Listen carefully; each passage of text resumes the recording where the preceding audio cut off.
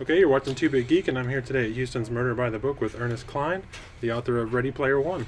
How's it going today, man? It's going good. Going good? Okay. I just got here. Thanks for having me. All right. Well, I'm sure that everybody's watching this right now has already read my review and gone out and bought the book, but just in case, do you want to go ahead and set up the book for everyone? Sure. It's called Ready Player One, and it just came out last week, and it's about a video game contest in the future. Some people have called it like Willy Wonka meets Avatar or Willy Wonka meets Matrix, but it's like a Roald Dahl story in that like there's an eccentric billionaire who is also a video game designer, and he has created this virtual world. It started out as a massively multiplayer online game, but it's evolved into it's become synonymous with the internet, this virtual world called the OASIS that everybody uses on a daily basis. And the creator of this virtual world dies. He's a huge nerd, huge geek, kind of obsessed with his childhood and with 80s pop culture. And when he dies, he leaves behind his entire fortune to whoever can solve these video game puzzles that he's left behind inside his virtual world. So it's like a video game Easter egg hunt, kind of like a virtual world scavenger hunt. And all the puzzles that you have to unlock to win this huge fortune involve 80s pop culture and classic video games. And it's really cool the way you tied all that into it. Dungeons and Dragons, yeah, it's like part 80s, part the future. Exactly. So you have all these kids in the future who are obsessed with the past and kind of nerding out. So yeah, that's the basic gist of it. It's really cool. One of the things I really liked is how you kind of integrated so many things together. Like you've got the scavenger hunt going on. It's like a dystopia. You say a few things about society without really like beating you over the head with it. So did you start out with all of that, or did that all kind of snowball as you went? It kind of snowballed. I mean, I started out with just kind of the idea of the video game designer, the Willy Wonka-esque video game designer, and then the puzzles being related to pop culture. And those were the first two ideas I had, and then just everything kind of snowballed, and I actually spent a couple of years like trying to write it and just filling notebooks with ideas that I had, and not really being able to get my whole head around the story, and that actually took a few years.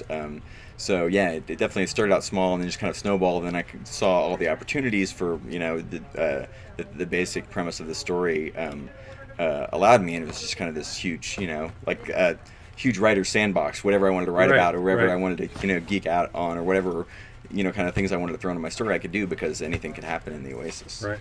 So with all the 80s references and things, do people come up to you and say, "Why didn't you put in this? It's my favorite thing. I want to see it." Exactly, dude. That is all I've been hearing for like the last week. Like it's like I get emails or Facebook messages or Twitter messages, and they all start out like, "I love this book so much, but why didn't you mention X? Why didn't you mention this GoBot that was my favorite GoBot?" And I'm like, I couldn't mention it all, dude. That's funny. Some people think that I mentioned too much stuff already. So, but like the other end of the spectrum is, what I've invariably left something out.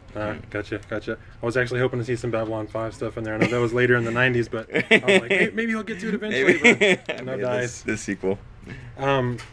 A lot of people may know you from Fanboys, which is a great movie. If you haven't seen it, you should definitely check it out. But so how did your I'm interested just in the craft of writing. How did your screenwriting translate over to your novel? Did it help you out in different ways, or? I think it did. It actually I wrote about 5 or 6 screenplays while I was also writing Ready Player One. Ready Player One was this huge, my first attempt at a novel, and it was really frustrating, and it was a lot of work, so much more work than writing screenplays, because when I started the book, I'd already written and finished several screenplays, and that seemed relatively easy compared to writing a novel to me. Like I could crank out a first draft of a screenplay in a couple months, and then spend a few more months revising it, and then have like a pretty good script. Whereas the novel, it just no matter, I have to rewrite a lot before I'm happy with what I've written, and just the huge bulk of the story, it was just the most ambitious thing that I'd ever tried. So screenwriting actually would end up being my kind of break. I would stop, I would get frustrated, I'm like, I'm just not cut out to be a novelist, and then I would go write a screenplay,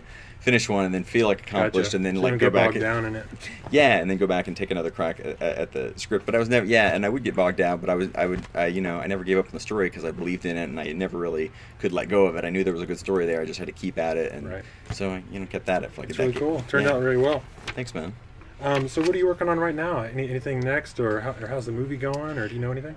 I do know some stuff about the movie. I worked on the screenplay like the first part of this year, and now that's the screenplay that they're using to send out to different directors and filmmakers and get them interested. And they're really excited about the reception that the book is getting and all these great reviews. So they feel like I think maybe they were waiting to see if it would do as well as they thought, and now that it People are really digging it. They seem really anxious to move forward on it, but there are so many. I also I know enough about Hollywood to know that you can never be sure. Right. That movie studios buy a lot of different books and they don't make all of them. And there are all so many great books, like some of my favorite books, like Ender's Game and Snow Crash and Neuromancer. These amazing science fiction novels that like changed my life, and they've been trying to make those into a movie for 30 years. That's so, true too. But they've also made Aragon into a movie, so you never know, what's going to happen. Not to dish this What on. kind of do you run into a lot of roadblocks with licensing that way, because of all the references? Yeah, well, that was one of the first things that they told me is we're really going to have to tone all these references down.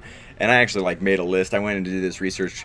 One benefit is that it's Warner Brothers, and they are the biggest movie studio in the world, and they end up owning like a big chunk of. They own Blade Runner and things like that. But even so, you still can't have like somebody acting out scenes from another movie in your movie. So I had to rework some of that, and that's why it ended up just being, because I worked so hard for years to get Ready Player One exactly the way I wanted it, and it was just nerdy and perfect the way that I wanted it. But then I had to kind of start all over and reimagine it as a movie, and movies can't be as nerdy as the movie couldn't be exactly like the book. It could. I wanted to try to, as much as I could, capture the spirit of the book, but movies have to appeal to everybody all over the world, especially Warner Brothers. These big budget movies like Harry Potter, like they make those so that they make a big chunk of their money overseas, so they need to appeal not just to people in the.